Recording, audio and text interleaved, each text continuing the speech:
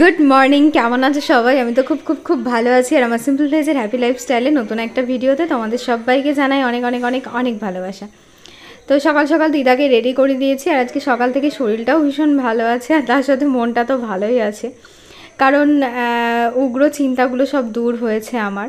সত্যি কথা বলতে, আমি যখন কিছুদিন আগে চেক আপে গেছিলাম, মানে আগস্ট মাসের সম্ভবত 20 তারিখে, মনে পড়ছে না, তো তোমরা তো ভিডিও দেখেছো। তখন সত্যি কথা বলতে, যখন ইঞ্জেকশানগুলো চলছিল অনেকটা টেনশানে ছিলাম যে তোমাদের দাদাভাই বাড়িতে আসেনি, কি হবে না হবে। আর ডক্টর আমাকে যে ডেটটা দিয়েছিল সেই ডেট পর্যন্ত আমি টানতে পারবো কি পারবো না, মানে অনেক কিছু চিন্তা আমার মাথাতে ঘুরছিল। তো যাই হোক, সেই সব চিন্তার থেকে ধরো অনেকটা আমি বেরিয়ে এসেছি, কারণ পুরোপুরি আমার 36 সপ্তাহ কমপ্লিট হলো আজকে। তো 36 সপ্তাহ কমপ্লিট করেছি, আর একটা সপ্তাহ কমপ্লিট করতে পারলেই কিন্তু অনেকটা ভালো আমার বেবির জন্য। কারণ যেহেতু ওর ওয়েটটা যখন লাস্ট ইউএসজি যেটা হয় সেইটাতে ওর ওয়েটটা যেহেতু একটু কম ছিল, তো আমি যতটা দিন টানতে পারবো ততটাই আমার বেবির জন্য বেশি ভালো হবে। তো সেটা ভেবেই আজকে সত্যি খুব ভালো লাগছে। ঠাকুরকে বলতাম, ঠাকুর তুমি সময়টাকে পার করে দাও। আর ভগবান সত্যি সব কথা বলতে, মানে প্রথম থেকে শেষ পর্যন্ত মনে হয় ওই মানুষটা আমাকে এতভাবে সাপোর্ট করেছে না, মানে কি বলবো, মানে বলার মতো না। মানে সব সময় শরীরে যতই শরীর খারাপ হোক তবু সাথ জোগানো, মানে ভগবানকে দেখেছি, ভগবানের নাম করেছি। অনেকে কমেন্টে বলতো যে দিদিভাই ঠাকুরের নাম করো, দেখবে সব কিছু ঠিকঠাক হয়ে যাবে। সত্যি তাই, ওনার উপরে আর কেউ নেই। তো সকালে একটু পেঁয়াজি ভাজি, তোমাদের দাদাভাই একটু তেলে ভাজা খেতে ভালোবাসে, তো পেঁয়াজটাকে লবণ হলুদ দিয়ে লঙ্কাটাকে ভালো করে মেখে নিয়েছি, তারপরে বেসন দিয়ে মাখলাম। এরকমভাবে পেঁয়াজি ভাজলে না পুরো দোকানের মতো হয়, আর খেতেও ভীষণ সুন্দর হয়। জলটা লাস্টে বেসনের সাথে যদি একটু হালকা করে লাগে, একটু ছিটে ফোঁটা দিতে হয় নরম করার জন্য, তাছাড়া কিন্তু বেশি জল দিয়ে মাখতে হয় না, এরকম পেঁয়াজের রসেই মাখা হয়ে যায়। আর এখন যেহেতু সকালে আমাদের প্রত্যেক দিনই ব্রেকফাস্টে মুড়ি খায়, তো ওই জন্য বলছে বারবার আনতে যাওয়া মানে ওই একবারে এখানে তোমার 900 2 প্যাকেটে 1800, 200 গ্রাম কম 2 কেজি মুড়ি আছে। তো দেখো একটা বালতি ভরে গেছে, তো এটাতে আমাদের অনেক দিন হয়ে যাবে, মানে বারবার দোকানে যাওয়ার ঝামেলাটা থাকবে না। আর এখানে যেহেতু বাড়ির কাছে দোকান নেই, কোনো জিনিস ফুরিয়ে গেলে না খুব অসুবিধা হয়। তবে এখন অসুবিধা হওয়ার কারণ নেই, কারণ আমার বর আছে, মানে যখন তখন ও একটু গাড়িটা নিয়ে চলে যেতে পারবে। আমি একা থাকলে একটু বেশি সমস্যা। তো দেখো পেঁয়াজিগুলো ভাজতে দিয়েছি, আর এগুলোকে একটু মুচমুচে করার জন্য প্রথমে মিডিয়াম ফ্লেমে, তারপরে একটু হাই ফ্লেমে দেবো। আর পুরো একদম চ্যাপটা চ্যাপটা করে গোল গোল করে দোকানের মতো করে ভেজেছি। খেতে কিন্তু দারুণ হবে, দেখেই বুঝতে পারছি। তবে আমি তো গ্যাস অম্বলের সমস্যার জন্য খাই না। সত্যি কথা বলতে গোটা প্রেগনেন্সিতে আমি কিন্তু কোনো গ্যাসের ওষুধ খাইনি বললেই চলে। হয়তো এই 9 মান্থ প্রেগনেন্সিতে খুব বেশি হলে হয়তো 2 থেকে 3 পাতা গ্যাসের ওষুধ, মানে ওই ধরো 10টা করে থাকে, তো ধরো 3 থেকে 4 পাতা গ্যাসের ওষুধ আমি হয়তো খেয়েছি।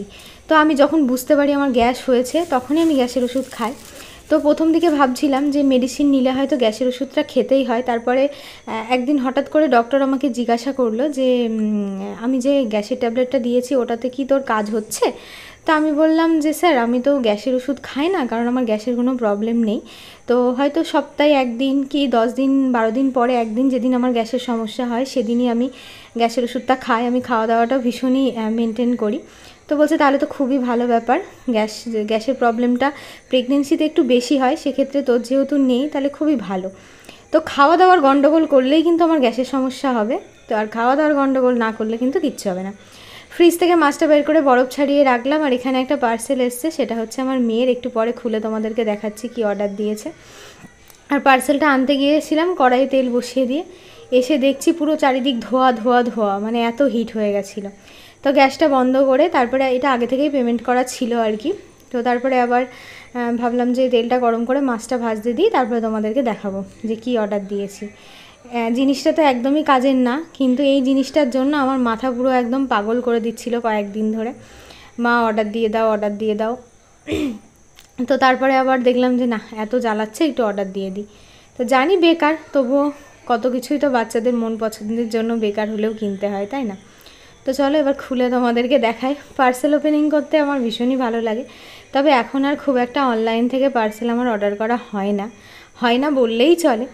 তো সামনে তো বিগ বিলিয়ন ডে আসছে, তো ওটাতে ইচ্ছা আছে যে কিছু অর্ডার দেব, কিন্তু তখন সেলটা যখন দেবে তখন আমি যদি মানে নার্সিংহোমে থাকি তাহলে তো আর হবে না, আর যদি এখানে বাড়িতে থাকি তাহলে হবে। আর এবার পুজোটা আমার জন্য ধরো একদমই নয়, তো ওই জন্য আজকে ইচ্ছা আছে বিকালবেলায় একটুখানি কেনাকাটা করতে যাব, দেখা যাক কেমন থাকি না থাকি। মানে এখনকার পরিস্থিতির মতো ভালো থাকলে নিশ্চয়ই যাব। তো ওটা ছিল ন্যানোটেপ। ন্যানোটেপ মানে হচ্ছে বেলুন ফুলানো, যেটা আমিও বাবার জীবনে কোনো দিন দেখিও নি, আমার মেয়ের দৌলতেও দেখলাম, আমি জানতামও না। কিছু গ্লিটার আছে আর তার সাথে একটা ন্যানোটেপ, ওটা নাকি আঠা লাগিয়ে দিয়ে ফুলালে বেলুনের মতো বড় বড় হয়। তো পরে একবার তোমাদেরকে দেখাবো খুনি কেমন হচ্ছে। এখন তো নতুন অনেক কিছুই বেরিয়েছে, বাচ্চারা খুব অ্যাডভান্স, মানে সব কিছু জেনে যায়, বড়রা তো জানতেই পারে না। তো কোনো কিছু রান্না করলে এটাতে আমি জলটাকে একটু গরম করে দিই। জল গরম করে দিলে যে কোনো তরকারির টেস্টটা ভালো আসে, ডাইরেক্ট ঠান্ডা জল দেওয়ার থেকে গরম জল দেওয়া ভালো। তো ওই মাছের ঝোল টোল এটা সেটা করলে না, তখন একটুখানি এটাতে গরম জল করে নিলে খুব সুবিধা হয়। আবার অন্য একটা বাটিতে বসানো, কারেন্টের যেহেতু বোর্ডটা আছে, ওখান থেকে ইলেকট্রিক কুকারটা অনেক দিন হয়ে গেল নিয়েছি, ভীষণ ভালো হেল্পফুল একটা জিনিস, কম টাকার মধ্যে এরকম একটা জিনিস এত দিন ধরে লং লাস্টিং করবে। মাঝখানে আমার জ্যাকটা ছিঁড়ে গেছিলো, তারপর আবার জ্যাকটা কিনে নিয়ে এসেছি। তো মাছের ঝোলটা দেখো একদম লাল লাল ঝাল ঝাল করে করছি, প্লেন জিরে আদা বাটা দিয়ে, পেঁয়াজ রসুন আমি কিন্তু কিচ্ছু দিই না। আমার এই পাতলা জিরে আদা বাটা দিয়ে একটু ঝাল ঝাল লবণ আর ঝালটা চড়াচড়া করে দিয়ে এত ভালো লাগে না খেতে, কি বলবো। তো মাছগুলো ঝোলে দিয়ে দিয়েছি। আর আজকে বরের আনার কথা ছিল ফুলকপি, কিন্তু ফুলকপি দোকানে পাইনি, সেই জন্য পটল দিয়েই করলাম, শুধু আলু দিয়ে ঝোল খেতে ইচ্ছা করছিল না। আর ত্রিধা এদিকে দেখো বৃষ্টিতে ভিজতে ভিজতে ওর পাপা আরও বাড়ি আসছে। তো এখানে একটা সমস্যা হয়ে গেছিলো আর কি, গাড়িটা নিয়ে রিজু এক জায়গায় যাবে বলে ওদেরকে আর কি হুটোপাটা করে ভিজতে ভিজতেই আসতে হয়েছে, নাহলে একটু দাঁড়াতে পারতো। তো আজকে দুপুরে কী কী রান্না করেছি দেখো, এই যে লাল লাল ঝাল ঝাল মাছের ঝোল, তার সাথে লাল শাক ভাজা আর আলু উচ্ছে ভাজা, আর দুপুরের পেঁয়াজি ছিল, মানে সকালের পেঁয়াজিটা ছিল, আর এই হচ্ছে হাঁড়িতে ভাত।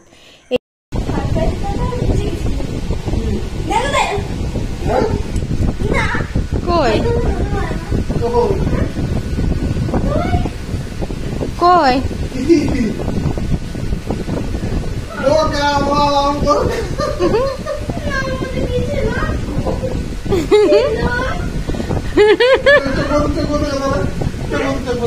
চোখ বন্ধ কর, চোখ বন্ধ কর, আমার দিকে ঘোর, আমার দিকে ঘোর, হ্যাঁ চোখ বন্ধ, আবার চোখ বন্ধ কর।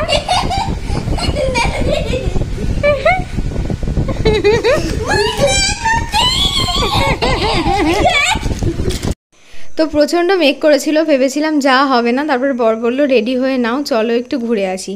স্পেশালি তিধার কিছু জিনিস কেনাকাটার জন্যই যাওয়া, একদিক থেকে বলতে পারো পুজোর শপিং বলতে পারো, কিন্তু এবছর তো আমাদের পুজোর শপিং কিছুই হবে না।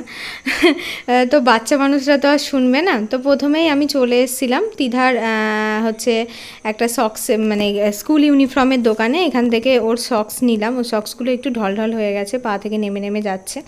তো যেহেতু অনেকটা দূরে আমাদের বাড়ি থেকে দোকানটা, তো সেই জন্য আসা হয় না। অনেকটা দূর বলতে কি, টোটোতে আসলে হয়তো 10 মিনিট টাইম 15 মিনিট টাইম লাগে, কিন্তু আসা হয় না। তারপরে স্কুলের জুতোটা তো একদমই ছিঁড়ে ফেলেছে, তারপরে স্কুলের জুতো ওখানে পেলাম না, এখান থেকে কালার পেন্সিল, কি কালার পেন্সিল জানি না, 200 টাকা দিয়ে একটা কালার পেন্সিলের বক্স কিনলো। তারপরে আমরা চলে এসেছিলাম ভিটুতে, এর আগের দিনও ভিটুতে এসেছিলাম, সেখান থেকে একটা তিতা ওয়াটার বোতল নিয়েছিল। তো আজকে ওর পাপার আর সহ্য হচ্ছে না, এখন পাপার মেয়ের শপিং করার জন্য পুরো মাথা পাগল হয়ে যাচ্ছে। তো বলছে চলো চলো মেয়ের জন্য কিছু কিনি, মেয়ের জন্য কিছু কিনি। আমি বলছি ঠিক আছে চলো, তোমার যেখানে আর সহ্য হচ্ছে না, পুজো চলে এসছে, এখনও মেয়ের কোনো ড্রেস হয়নি।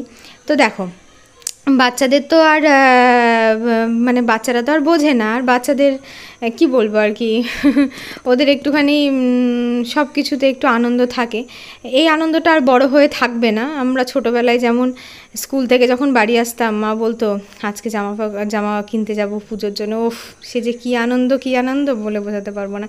সেম আজকে ওকে দেখে আমার এটা মনে পড়ছে। তো তোমাদের দাদা ভাইয়ের এই একটা ফুল প্যান্ট পছন্দ হলো, তো আবার এই ফুল প্যান্টটা নিল, আর তার সাথে একটা শর্ট প্যান্ট নিল বাড়িতে পরার জন্য।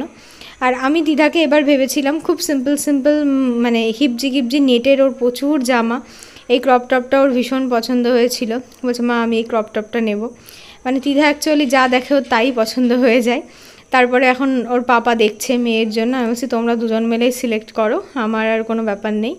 তো আমি ভেবেছিলাম একটা খুব সুন্দর, বাবার আবার এই টপটা আবার পছন্দ হয়েছে। তো দেখতে পাচ্ছ এখান থেকে ওরা হাতে করে অনেক কিছুই আর কি নিয়েছে। তো এগুলো তো তোমাদেরকে পরে দেখাবো। এই জামাটা ওর বাবার ভীষণ পছন্দ হয়েছে, আমার খুব একটা ভাল লাগছে না। মেয়ের বাবা দুজনেরই পছন্দ হয়েছে। আমি যে তোদের যার যা পছন্দ তোরা তাই তাই নে, আমাকে আর কিছু বলিস না, কারণ আমি এইসব পছন্দের দায়িত্ব নেই। মানে বর বারবার বলছিল তুমি একটা কিছু নাও, তো বললাম পুজোতে আর আমি কোথায় বা যাবো আর কোথায় বা ঘুরবে তো এবার তোমরা মেয়ে আর বাবা দুজন মিলে, তো তোমরাই করো পুজোর শপিং। আর আমার ঘরে আতুর ঘরেই আর কি এবছর পুজোটা কাটবে, কারণ এবছরের সব থেকে বড়ো গিফটটা তো পেয়েই যাবো, বলো এর থেকে বড় গিফট আর কী হতে পারে। তো ফাইনালি V2 থেকে বাবা মেয়ে দুজনের 4টে ড্রেস কেনা হলো। 4টে ড্রেস বললে ভুল হবে, তোমাদের দাদাভাই 2টো প্যান্ট নিয়েছে, মানে একটা ড্রেস বলতে পারো, একটা প্যান্ট, একটা টি-শার্ট আর একটা শর্ট প্যান্ট। তো পরে তোমাদেরকে দেখাবো। তারপরে এই যে জুতোটা ছিঁড়ে ফেলেছে, তারপরে আবার একটা টাইটাসের জুতো ওকে কিনে দিলাম। যত ব্র্যান্ডেড কোম্পানির জুতোই কিনে দাও না কেন 6 মাসের বেশি টেকে না। তো জুতোটাও এখান থেকে দেখো কেনা হয়ে গেল। এবার সোজা চলে যাব বাড়ি। ব্লগটা আর খুব বেশি বড় করব না। আর আমি ধরো খুব বেশি জার্নি আমার দ্বারা সম্ভব না এখন আর। তো যেহেতু তোমাদের দাদাভাই ছিল ওই জন্য একটু এসেছিলাম, মনটাও একটু ভালো লাগলো। তো সবাই ভালো থেকো, সুস্থ থেকো, সাবধানে থেকো। নেক্সট ভিডিওতে দেখা।